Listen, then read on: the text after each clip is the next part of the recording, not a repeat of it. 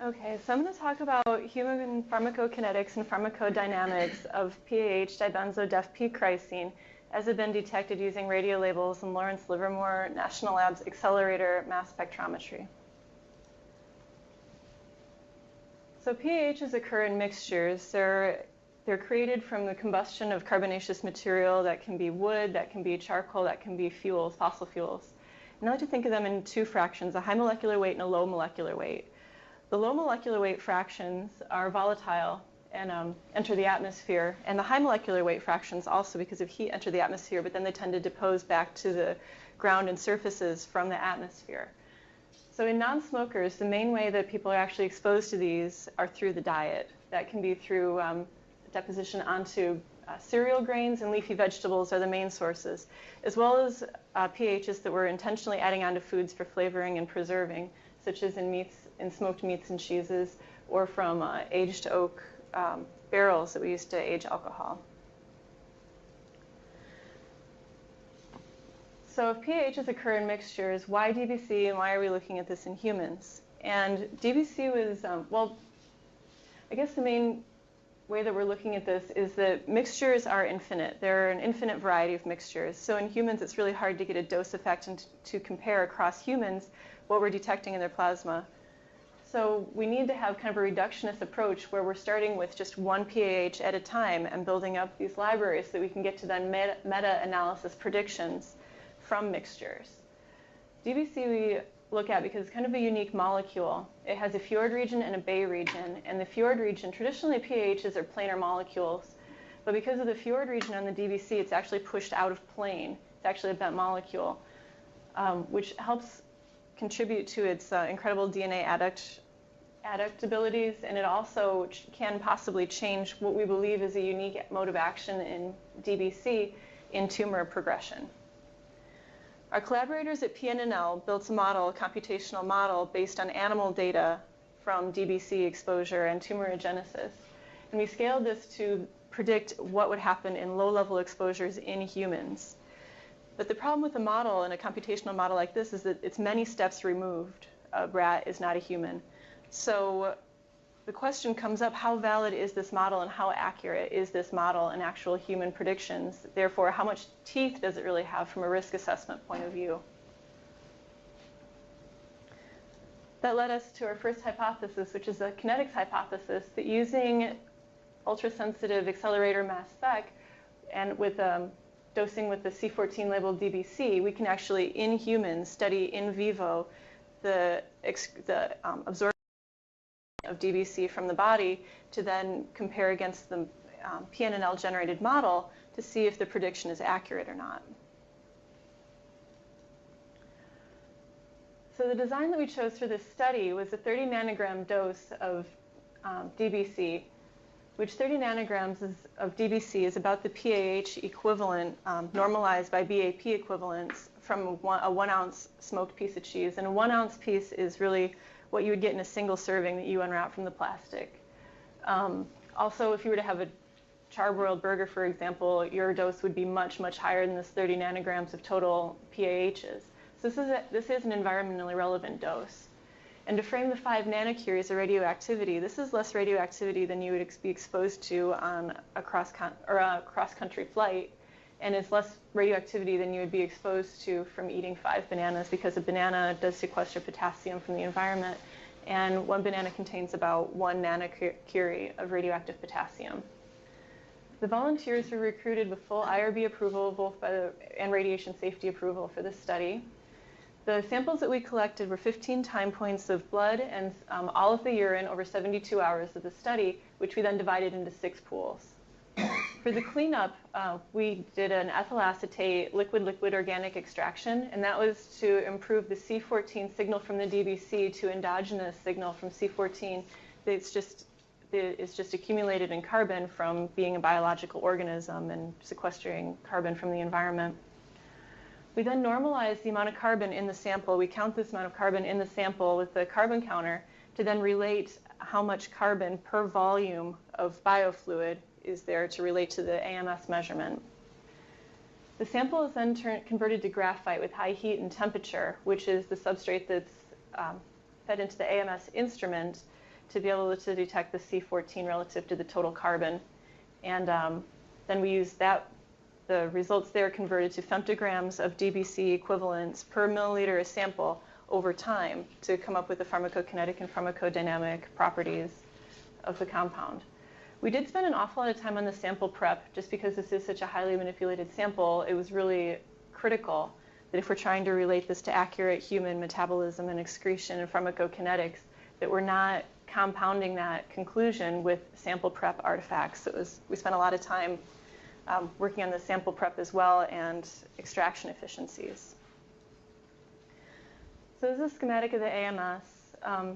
Figure 7 is the solid sample ionization source. This is a cesium sputter ionization source that ionizes the graphite off of the puck that we create before it enters into the accelerator, where we're essentially shearing the molecule thin with curtains of argon gas to break apart the hydrogens and the carbons, because it is important by the time we're reaching the C14 particle detector that we are in fact detecting a C14 out of C12 with 2 hydrogens stuck on it.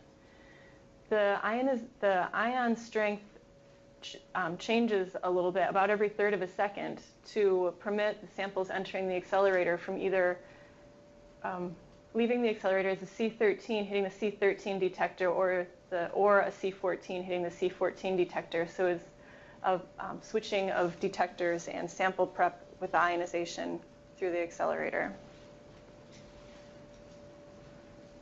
So the results from this experiment showed that DBC did have a relatively quick uptake. The Tmax, which is the time that the concentration is at the highest, is at 2.25 hours after ingestion with about a 1-hour standard deviation. There was a very fast alpha elimination phase followed by a much slower beta elimination phase. There was high error in the sample, but this is because these are human volunteers. Uptakes could definitely be different between volunteers, especially when you consider things such as age and gut motility and also body mass for the blood volume of distribution. Additionally, the total C14 detected attributable to the DBC in the urine was only about 2% of the dose administered. This is because DBC is a log KOW of 8. It's highly lipophilic, and our volunteers were fasted overnight prior to dosing with the capsule in the morning with 100 milliliters of water, which is contributing to an aqueous environment in the stomach, so absorption is much lower than it would be if, let's say, we had them take this with corn oil, as we do in mice. And in a rodent model, when we do give a lipophilic vehicle or a lipid vehicle like corn oil, we can see that the gut absorption does get us to about 20%. So the kinetics hypothesis was supported when you look at the PNNL fit graph. The metabolism scaled from rat is the top solid line. The metabolism scaled from mouse is the bottom scaled line. And our human data did fit actually right in between, showing that this model is valid. This model does accurately predict human absorption and excretion of DBC. But what this leaves out is one of the key factors of carcinogenesis and risk potential from DBC, in that PAHs are pro-carcinogens. They're not carcinogenic unless they're bioactivated by cytochrome enzymes.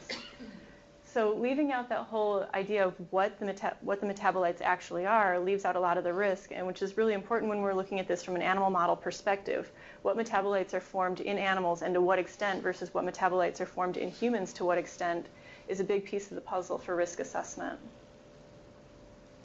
So that leads us to our second hypothesis, which is that utilizing a new technology available through Lawrence Livermore National Labs, which is an interface of an HPLC and the AMS, that we can detect metabolites in the system and actually be able to predict then what activation we have, and I'll get a better picture of what risk assessment is from human exposure. So we had kind of a perfect storm for this project. In Lawrence Livermore National Labs has this new technology available to run biological samples. And our partners at Pacific Northwest National Labs have metabolism data available, and I was very fortunate to receive a Casey Donnelly externship award to be able to go to Livermore to try our samples from our previous project with the moving wire to see if we're able to detect metabolites and at what rate and how those metabolites change over time. So the liquid sample AMS is also 1 megavolt AMS. This is actually the same instrument, but the liquid sample ionization source is slightly different. The material that enters this ionization source is actually CO2 instead of graphite. So it's changed a little bit on the front end to be able to be ionized by the cesium sputter ionization source. So it does enter a different source before it actually hits a Faraday cup to determine the C12 concentration in the samples prior to entering the accelerator and being stripped and having the molecule stripped before going to the C14 detector. So unlike doing the wobbling back and forth between which detector you're using and which molecule, which isotope is surviving the accelerator, you're actually having a constant measure of both isotopes.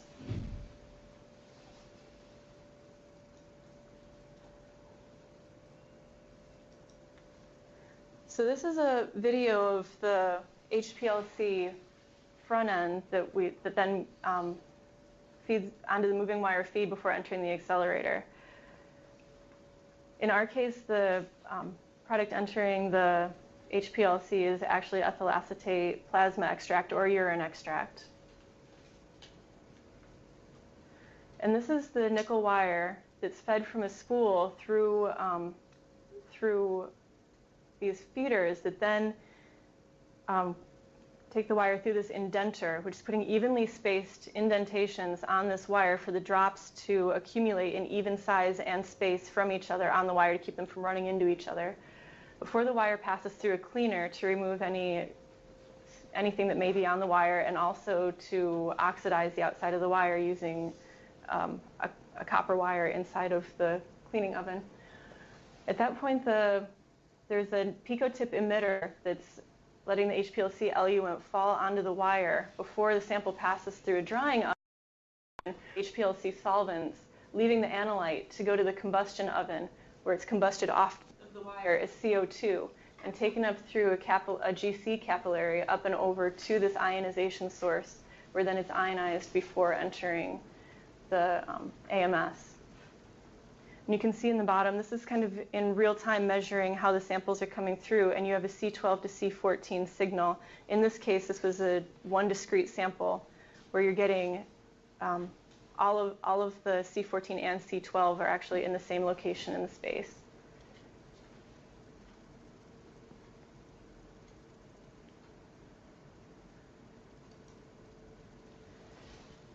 So to look at all of this data combined, because you are adding HPLC data on top of the AMS data, is that we start with a 315 nanometer HPLC chromatogram. 315 was chosen because this is the absorbance max of DBC and its metabolites. And then we measure the 280 as well, because more compounds absorb more strongly at 280, so that we can see everything that's actually in the HPLC run.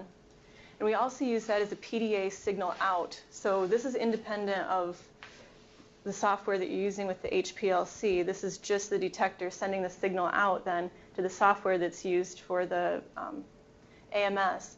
And this is a way to kind of align our detectors. Since they're separated in time and space, we need something to help normalize our detectors. So we have the C14 counts next, which is what we were measuring with the Faraday cup before hitting the accelerator. And this is useful because it gives you an idea of exactly how much material you have starting. This can give you an idea of how hot your sample is, and also just where your material is versus using HPLC methods, such as a PDA. It's based on the absorbance or the strength, the characteristics of the molecule, not how much of the molecule is there. And then we overlay the C14 counts on top of that, and you can see right here, this is actually the 315 nanometer peak, where this is where the parent elutes. We found that based on standards, and we can actually find that this is actually a plasma sample 45 minutes post-dose, that the parent is the major metabolite coming out there, because everything is radio-labeled, all metabolites and standards, everything that's attributable to DBC is C14 labeled, that we're actually able to see that's the majority metabolite at this point. We're also able to see this area, this peak had very high absorbance at 315. This is actually an artifact from biology. This is not something that was attributable to the DBC. We were able to see what we believe are tetrals, diols, and possibly quinones. At this point, we don't have a standard to determine that right now, but we can see the radioactivity actually does separate in time from metabolites. And then we have what we found here that I believe to be a glutathione conjugate. I wasn't able to separate it with beta-glucuronidase with sulfatase activity, so this likely, with the polarity of solvents, is a glutathione conjugate. So this is in its early stages still. We still have to manually align the peaks, and we're hoping to work toward a more optimized, higher throughput AMS system for our samples. And we also want to do further work on this DBC experiment so that we can see how the metabolites change over time in the same volunteer and across volunteers. Our future work also includes a BAP project. We'll be looking at the PAH additivity approach, which is PAHs are normalized by their BAP equivalence of toxicity. So the thought right now is that you add up all the BAP toxicity and that's the toxicity of your mixture. Well, if you have something that has a really low BAP equivalence and something that has a really high, is your really low one actually bringing down the BAP toxicity of your really high one by taking up enzymes and by just changing the ratio of the mixture or not? We also have a project with phenanthrene in AMS looking at phytointervention, where can the diet actually change the metabolism of PAHs in humans? So I'd like to thank all the help at Oregon State University, certainly the Superfund and the Casey Donnelly support. I'd like to thank the Williams Lab Group, Williams Baird Lab Group, for all of their help and support. In addition, the Pacific Northwest National Lab and Lawrence Livermore National Lab, particularly Ted Ognebeen, who has been a great mentor and has dedicated an incredible amount of patience and time on my behalf.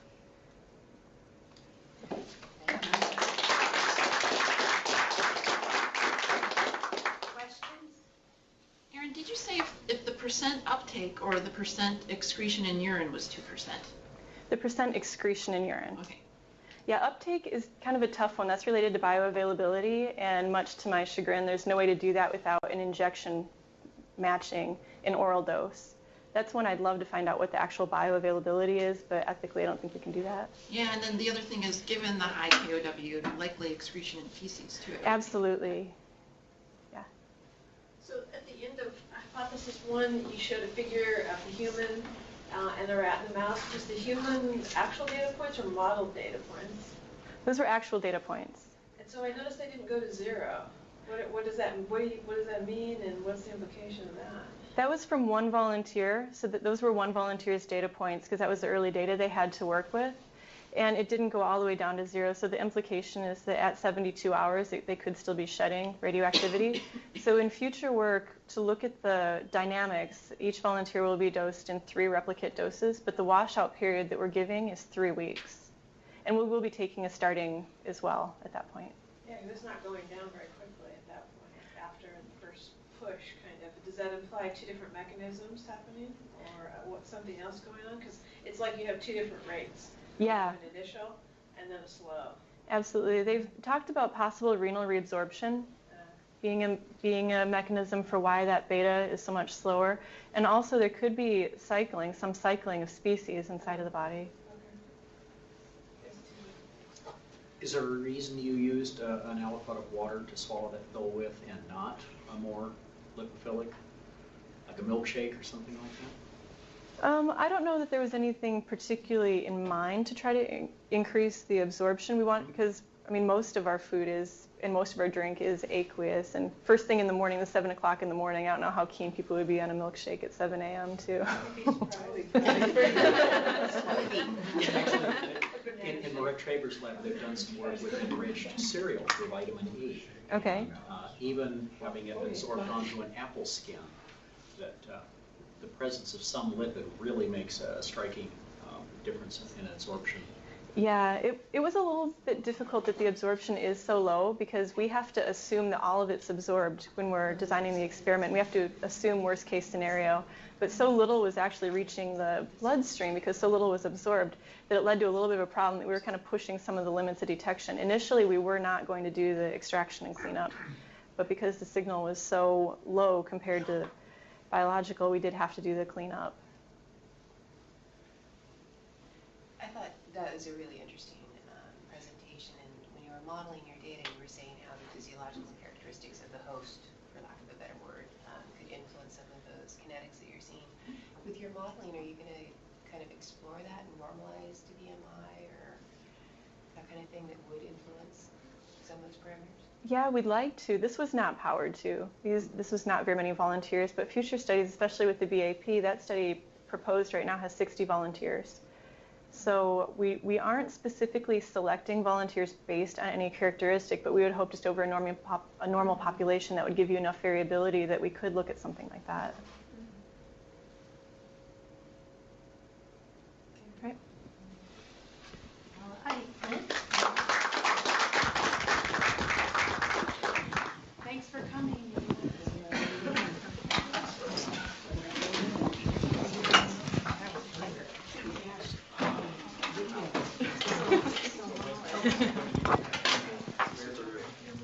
Going to the end. All right. New Year's.